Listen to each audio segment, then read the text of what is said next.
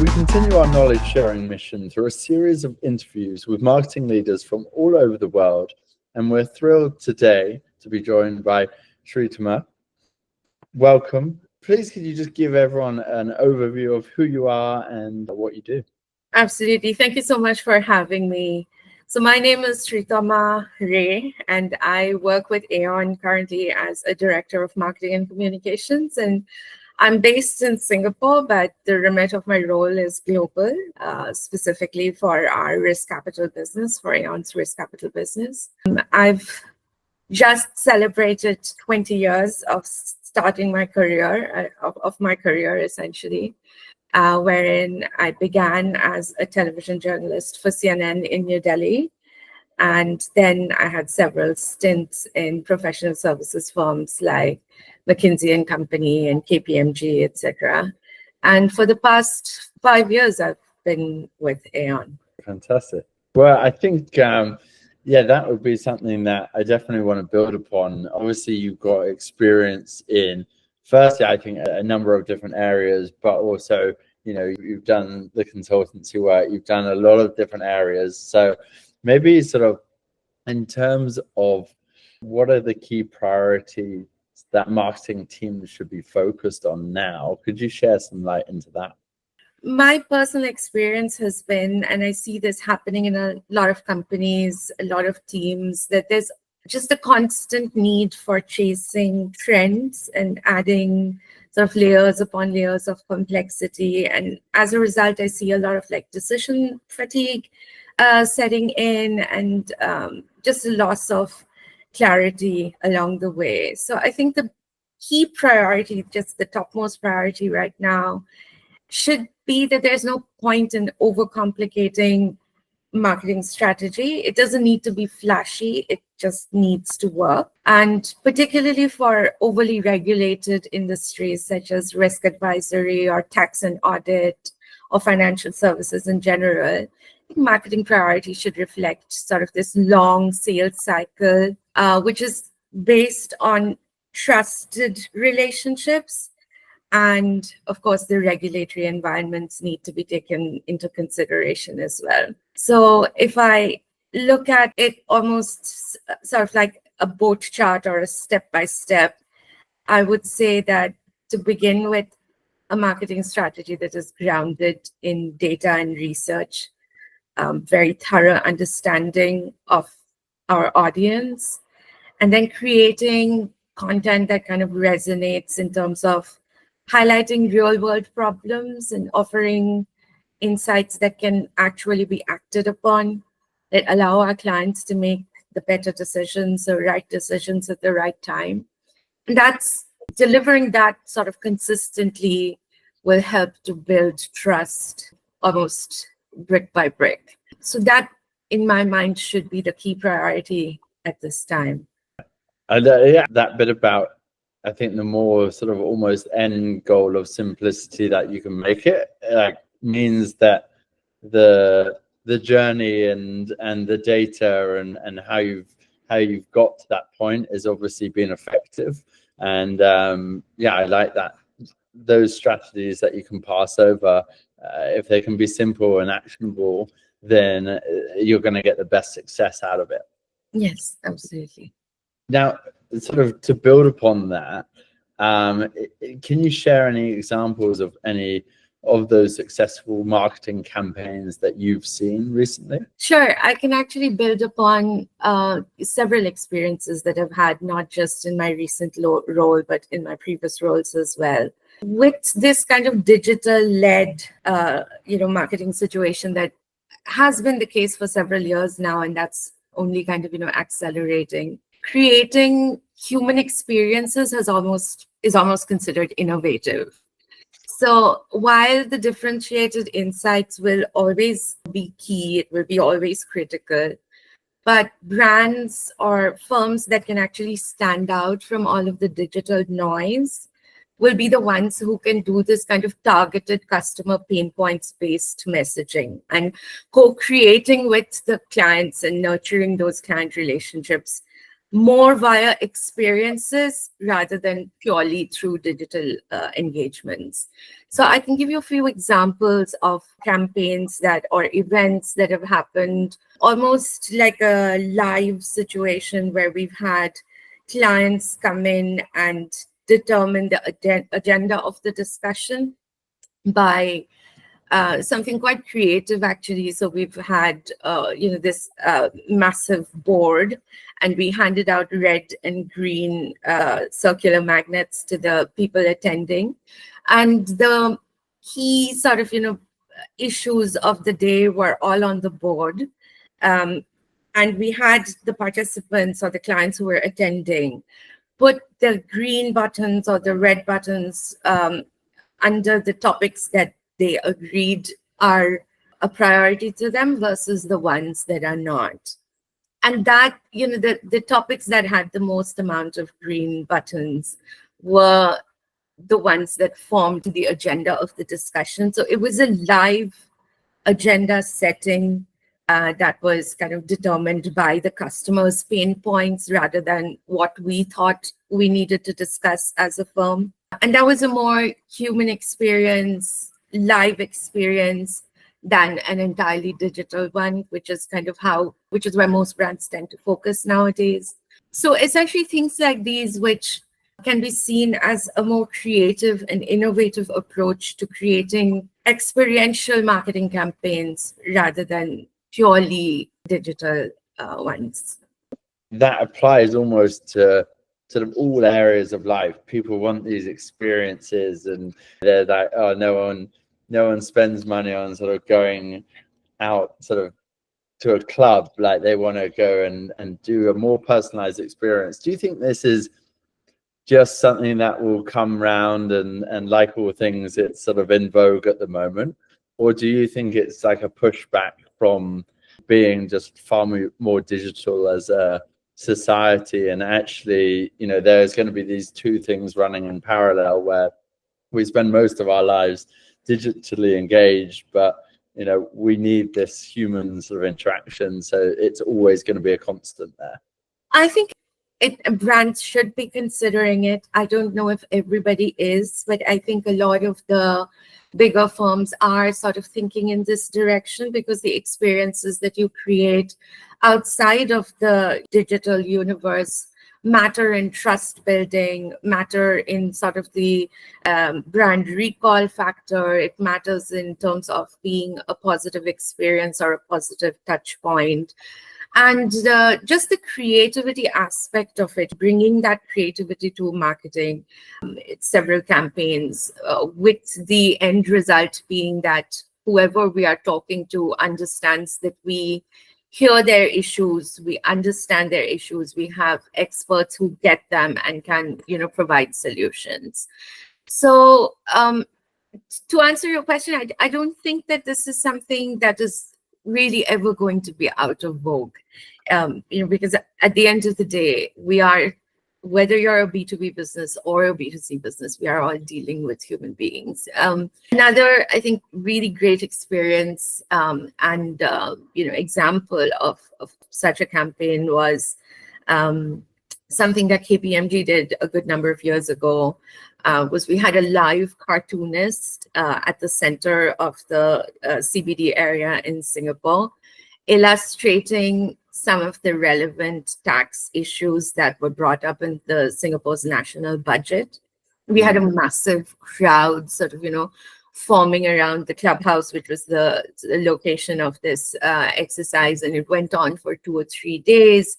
The cartoonists were being sort of informed by things that were top of mind for people who had congregated to see the cartoons come together. It was a live illustration of the things that matter to Singaporeans and the tax implications that would come through a budget. I mean, that kind of experience and that kind of the kind of brand equity that it would create is very difficult to do with purely a digital push. Yeah. We've loved that sort of concept, and we've done it in a sort of small scale as well in our events, having illustrators there drawing people. And I think the engagement you get, sort of people is amazing, and I can see that sort of being so beneficial sort of out on the streets of Singapore. Just to move on to the next question, sort of what are some of the biggest challenges that marketing teams are facing at the moment? Absolutely. I think there are a lot of challenges right now, particularly with how complex the landscape has become. There's like a shifting buyer behavior, there are a lot of economic pressures, there are, all this technological evolution. So firstly, I think the fact that buying cycles or buyer cycles are becoming longer and more complex. So buyers are involving more stakeholders in their decision-making process, which means that marketers now need to create, content that kind of resonates across various roles and nurturing leads over extended periods without losing momentum. And that is a huge kind of challenge. And this would probably lead into my second point. So there's this, in the context of what I've just mentioned, there's the issue of content saturation and, of course, attention scarcity. So previously gated content or cold outreach used to work, but I think recently that hasn't quite been converting as effectively as they used to. So marketers have kind of quickly adopted to all these new tactics like ungated content or community-led growth or intent-based kind of, targeting. So while short form, quick content is still great for that kind of awareness, keeping up this consistent drumbeat of awareness in the market, long form content isn't really going anywhere. It's a key player in B2B marketing, and only the kind of in-depth sort of research-backed or expert-backed pieces are able to provide the kind of trust and insight and substance, if you will, that can act as a touch point for the many stakeholder roles that are involved in the buyer journey and needed to kind of, make the decisions. I think so that keeping up that kind of quality and keeping that aspect of it very much alive and well has certainly been a challenge in, given how short people's attention spans have become. And then I think a persistent challenge, no one can disagree, is proving ROI in marketing has remained sort of a persistent challenge. Accurately sort of attributing revenue to the marketing activities in particular, it's difficult as it is. And now it's become even more difficult because of how long B2B cycles have gotten, where kind of touch points are spanning across months and multiple channels and requires so much alignment between sales and marketing. So while this is a challenge, I think AI is certainly helping with this. It could, turn out, I'm not an AI specialist by any means, but I do think it can be a sort of game changer. And then another challenge that I think all marketers face, and that's not a function of where we are today or AI or anything like that, is they've always been expected to do more with less. So dealing with kind of, limited resources while still driving growth. And this comes with the challenge of prioritizing sort of high impact activities, automating processes, just justifying every dollar that has been spent. And I don't think that's kind of, that aspect of a challenge in marketing is ever really going away. Yeah, if I was to sum everything up, I would just say that it's about creating high quality, differentiated content that kind of, delivers value. It cuts through noise. It aligns with sales and marketing. And then, to kind of take that trust-based, knowledge-based relationship forward through better alignment with sales. Definitely. Yeah, I think there's a lot of those words that come out, around that sort of proving ROI and everything that so many people face challenges with. But maybe, how are companies and how are you seeing sort of people staying ahead of their competitors in terms of their marketing strategy? I think I've said thus far kind of, covers a lot of the challenges that I've mentioned. I've also kind of touched upon, what needs to be done in order to handle those challenges or meet those challenges adequately. So perhaps, I've already kind of answered it in my previous responses. I think it's going to be, that AI and like you said, the data and putting all of those in. So then what's that sort of biggest opportunity for marketing leaders today that might not have been available in the past? Yeah, so I think there are a lot of opportunities right now that have really kind of changed how we work, right? So for example, in the past, meant something simple as using somebody's name in an email. I still get, emails which begin with, "Hi there." There is personalization there. But there was a time when personalization simply meant using somebody's name in an email and you thought you'd done so much personalization. Whereas now you can actually almost dynamically tailor content, your messaging, your offerings to specific industries, specific roles, individual accounts across channels. And that is a huge opportunity to build trust faster by showing sort of a deep understanding of your client's pain points and context to be able to do that. Of course, AI is a huge opportunity. I don't think any discussion now can really be had without mentioning AI. And it's an opportunity both in terms of creative as well as in terms of efficiency. So a creative development for marketing was always a very kind of, resource heavy, time consuming. Sometimes it could be quite static sort of work. Whereas now with all the AI tools that are available to us, it can really help marketers kind of generate high quality copy. We can do really great visuals. We can take campaigns to market much faster. We can even do very quick A/B testing or testing multiple variants with much less effort. So there's a huge opportunity there to unlock speed and scale while it kind of frees up everybody's time to focus on important things like strategy and storytelling, etc. The other thing that I also feel is probably a big opportunity at this point, which kind of brings us back to the challenge of ROI measurement, is that in the past, a lot of companies, marketing, especially marketing and communications, kind of stopped at lead generation. That is where we kind of, handed things over.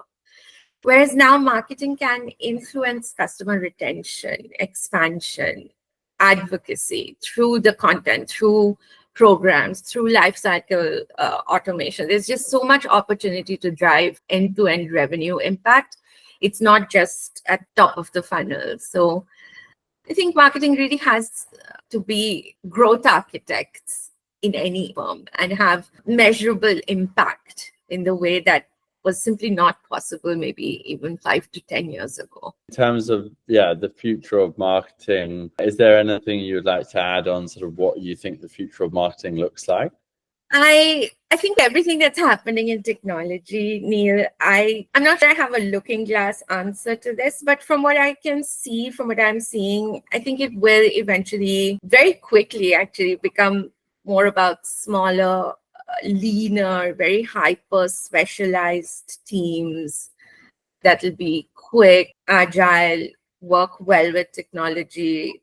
I think that's true for many functions, and certainly we might see that in marketing very, very quickly. Yeah, I like sort of viewpoint.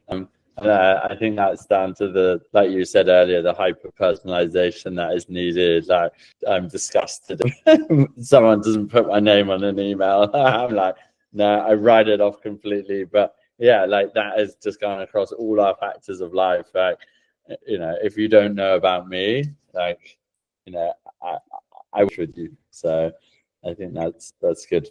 This is the hardest question I've got. How would you describe the role of a marketing leader in one word and why? In one word? Yeah, I might be able to put a hyphen between it. Give me a few words. No, okay, so I think in one word, it would be someone that creates shareability. So how I would define shareability is that in marketing, there are several touch points, right? It could be content. It could be events, it could be traditional media, it could be social media, it could just be, leads and monitoring those, etc. There's multiple touch points. So no matter which one of these touch points your clients or, just people engage with, they must go away from it with a positive experience and be ready to share that positive experience with others about your company or your firm. And when they face an issue, the brand must be recalled as somebody who is a trusted partner or a trusted advisor with in-depth knowledge and expertise and a global network. So essentially what a successful marketer or marketing leader has done has created all these different touch points which work in a positive way, such that when people think of you, when people interact with any one of these touch points, they are ready to talk about you. They are ready to speak positively about you, share positive experiences about the firm to others. And just going to advice and leadership, is there a piece of traditional leadership advice that you don't think actually applies to modern marketing leadership? In the past, there was, particularly in highly sort of regulated industries like insurance or risk or financial services, etc., there was always this feeling that we need to stick to the plan. Whatever has been planned, we kind of follow the path and we kind of stay in the straight and narrow. But I think to have that kind of mindset now, if you're not being able to be quite quick to respond to how the market and risks are evolving faster than things you've already planned for, it's going to be difficult. So real-time responses are essential for addressing cyber risk or cyber threats or new sort of ESG regulations. And then there are all these geopolitical things that are happening around us. Yeah. If we've made a plan at the beginning, just because the plan has ratified by people in the firm, and then you say, oh, let's just stick to the plan, I think that would certainly not work very well. The other thing that is changing vastly, mostly because of AI and how it can kind of, be the bridge between sales and marketing, is having this mindset that says, oh, we leave the selling to the sales team and marketing will only kind of, support it. I think this creates a disconnect between brand and messaging and the sales frontline. It also makes marketing seem or become very reactive instead of quite strategic. So I think marketing leaders today have to co-own the revenue conversation. It should equip businesses with kind of sales enablement and well-messaged and targeted insights, which can help the selling aspect of work as well. And then just from a leadership sort of perspective, I would say and this probably applies to anyone in marketing, not just leaders, it would to even people who are starting out their careers. No matter what kind of aspect of marketing and communications you specialize in, don't become siloed yourself. Even if your modern marketing role is quite siloed, because that is kind of happening across the industry, but understand the full stack of what is being done and why it's being done, and learn about the business that you're in. If you understand how your business makes money and where it loses it, I think you'll always be valuable, sort of regardless of what role you're playing today and what role you want to play tomorrow. So that, I think, is very important, not just for leadership, but for anyone in a marketing sort of role. Yeah. And I think finally, the two things that I would mention from my personal experiences, it's just, something that I hold very dear to myself, is champion your people's growth, the people that you work with, because ultimately it is really all about the people. And a lot of the younger folks today, even millennials like myself, we crave sort of meaning and autonomy and growth. And why are we doing what we're doing? What impact is it having? So my legacy as a leader, or my legacy as a marketing leader, cannot just be the campaigns that I do or the messaging that I'm doing. It's ultimately about the people that I've elevated. Whether that's stretch role or whether that's a side project, whether that's leadership visibility or even lateral movement into an area that interests, people that I work with. And if I can facilitate that, that would more of a legacy than, the kind of work that you do on the day-to-day. And one other thing that I see a lot of people kind of forgetting now is that, particularly on forums like LinkedIn, is that you are also a brand.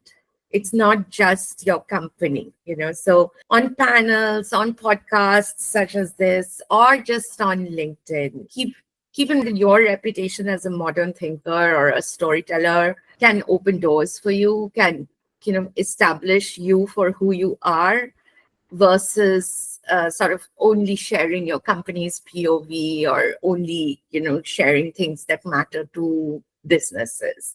No, some of those points. I think your point about almost like the campaigns you're putting out, actually, that personalization, that sort of growth and care, it needs to be put internally as well, I think is great. And one thing that I hear a lot about is obviously marketing has so many touch points into every area of the business. And so while being a specialist in a sense, you still need to have knowledge of the whole business and sort of understand that to collect all those ideas and sort of push that brand forward. So I think some lovely bits in there. From a career perspective, what's any piece of advice that you would give to current marketeers in their growth? I would say just don't be afraid of the technology that's coming up. Don't think of it as something that will replace you. Learn the business along with all of this, be very technologically adventurous, because ultimately, if you know what the technology can do for you, the chances of it replacing you becomes quite slim. Be adventurous in using the new technology, trying it out and understanding how it can actually help you. It can free up time for you. It can augment what you are doing. Versus sort of, being scared or being quiet. I've heard a lot of people say using AI is like cheating. It's not really good enough. The fact is there are a lot of things that AI can do much better than many people. That's a fact. Denying that fact closes you up to opportunities. Accept it and just learn how to work it to your advantage and be the person who can use the tech versus the person who got replaced by the tech. Yeah, I think that applies to many thousands of years of history, right? Yes. Often people just don't want to accept it. But yeah, you have to embrace these things and there's a benefit. Yeah. Fantastic. Well, thank you for sharing all those fine bits of advice and stories today. My pleasure.